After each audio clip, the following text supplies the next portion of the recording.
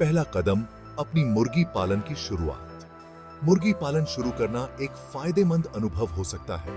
यह ताजा, स्वस्थ भोजन प्रदान करता है और इनकम भी जनरेट कर सकता है। शुरू करने से पहले कुछ बातों का ध्यान रखना जरूरी है। सबसे पहले डिसाइड करें कि आप किस प्रकार के पोल्ट्री पालना चाहते हैं। मुर्गियां पॉपुलर हैं, लेकिन आप बत्तख, टर्की या कलहंस पर भी विचार कर सकते हैं। इसके बाद अपने मार्केट के बारे में सोचें। क्या आप अंडे बेचेंगे, मांस बेचेंगे या दोनों? एक बार जब आपके पास एक प्लान हो जाता है, तो आप अपना फार्म सेटअप करना शुरू कर सकते हैं। इसमें एक सूटेबल लोकेशन खोजना, एक कोऑप बनाना या खरीदना और जरूरी इक्विपमेंट लेना शामिल है। अपने एरिया में मुर्गी पालने के बारे में लोकल रेगुलेशंस की जांच करना न भूलें। छोटे से शुरुआत करना एक अच्छा आइडिया है, खासकर अगर आप पोल्ट्री फार्मिंग में नए हैं। इससे आपको एक्सपीरियंस गेन करने और सीखने का मौका मिलता है, बिना ज्यादा पैसे इन्वेस्ट किए। जैसे जैसे आपका कॉन्फिडेंस और एक्सपीरियंस बढ़ता है, आप धीरे धीरे अपने फार्म का विस्तार कर सकते हैं। अंत में कड़ी मेहनत के लिए तैयार रहें।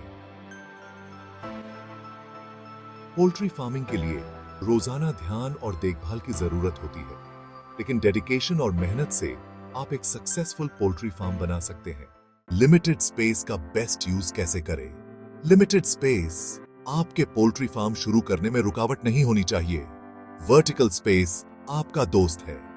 मल्टी टियर्ड कूप्स के बारे में सोचें, जो बर्ड्स को ऊपर और नीचे जाने देते हैं।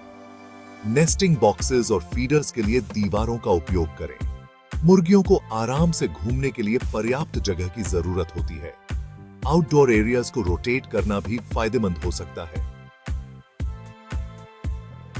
अपने गार्डन स्पेस का उपयोग करना न भूलें। मुर्गियां गार्डनर्स के लिए बहुत अच्छी साथी हो सकती हैं। स्मार्ट इन्वेस्टमेंट्स, बजट में एसेंशियल इक्विपमेंट।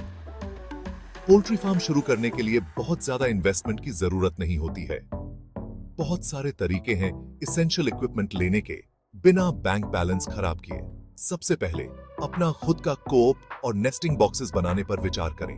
बहुत से ऑनलाइन रिसोर्सेज और गाइड्स आपको सस्ती मटेरियल्स का उपयोग करके मजबूत और फंक्शनल स्ट्रक्चर्स बनाने में मदद कर सकते हैं। फार्म ऑक्शंस, ऑनलाइन मार्केटप्लेसेस या अन्य पोल्ट्री फार्मर्स से यूज्ड फीडर्स, वाटरर्स और अन्य सप्लाईज की तलाश करें। पहले एसेंशियल इक्विपमेंट को प्राथमिकता दें, जैसे कि फीडर्स, वाटरर्स और चिक्स के लिए एक हीट लैम्प। आप अपने बजट के अनुसार और स्पेशलाइज्ड इक्विपमेंट ऐड कर सकते हैं। याद रखें, क्रिएटिविटी और रिसोर्सफुलनेस आपके पोल्ट्री फार्म को बिना पैसे खर्च किए इक्विप करने में बहुत मदद कर सकते हैं।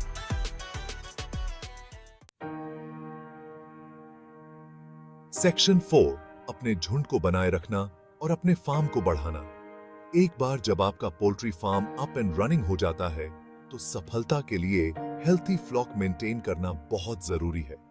बीमारी को रोकने और अपने बर्ड्स को स्वस्थ रखने के लिए कोऑप की नियमित सफाई बहुत जरूरी है। रोज फ्रेश वाटर दें और हाई क्वालिटी फीड की कांस्टेंट सप्लाई सुनिश्चित करें। बीमारी के लक्षणों के लिए नियमित रूप से जांच करें, जैसे कि सुस्ती, भूख न लगना या ड्रॉपिंग्स में बदलाव। बीमारियों को फैलने से रोकने के लिए अर्ली डिटेक्शन और ट्रीटमेंट महत्वपूर्ण है। जैसे जैसे आपका झुंड बढ़ता है और आपको एक्सपीरियंस होता है, आप अपने ऑपरेशन को एक्सपैंड करने के बारे में सोचना शुरू कर सकते हैं। इसमें और बर्ड्स ऐड करना, अंडे या मांस बेचना या अपने चिक्स को ब्रीड करना भी शामिल हो सकता है। अपने फार्म के बढ़ने के साथ साथ अपने प्रैक्टिसेस और सिस्टम्स को अडेप्ट करते रहें, ताकि आपके झुंड के हेल्थ और वेलबीइंग को सुनिश्चित किया जा सके। सेक्शन 5, मुनाफा कमाना पोल्ट्री फार्मिंग में, प्रॉफिट्स और चैलेंजेस। पोल्ट्री फार्मिंग एक प्रॉफिटेबल वेंचर हो सकता है, लेकिन इसके साथ अपनी चुनौतियां भी आती हैं। मुख्य लाभों में से एक relatively quick turn around time है। उदाहरण के लिए, मुर्गियां लगभग 6 महीने की उम्र में अंडे देना शुरू कर सकती हैं। इसका मतलब है कि आप अन्य प्रकार के लाइव स्टॉक की तुलना में अपने फार्म से जल्दी इनकम जनरेट करना शुरू कर सकते हैं। इसके अतिरिक्त ताजा, स्थानीय रूप से सोर्स्ड पोल्ट्री उत्पादों की मांग बढ़ रही है, जिससे स्मॉल स्केल फार्मर्स के लिए नीच मार्केट्स में प्रवेश करने के अवसर पैदा हो रहे हैं। हालांकि पोल्ट्री फार्मिंग में जोखिम भी शामिल है।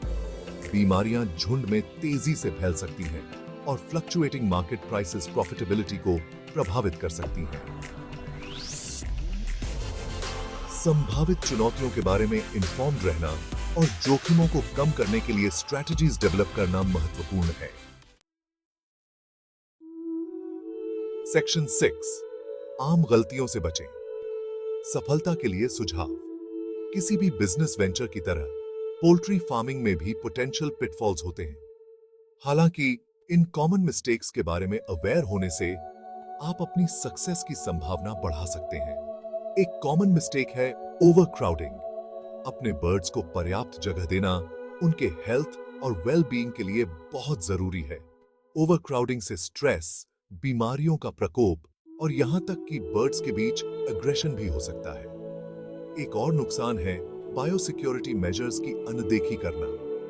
पोल्ट्री कई तरह की बीमारियों के प्रति संवेदनशील होते हैं और इन बीमारियों को फैलने से रोकना बहुत जरूरी है। सख्त बायोसिक्योरिटी प्रोटोकॉल्स को लागू करने से, जैसे कि आगंतुकों को सीमित करना और फुटवेयर को डिसइंफेक्ट करना, आउटब्रेक्स के जोखिम को काफी कम किया जा सकता है। अंत में याद रखें कि पोल्ट्री फार्मिंग किसी भी फार्मिंग की तरह धैर्य और समर्पण की मांग करता है।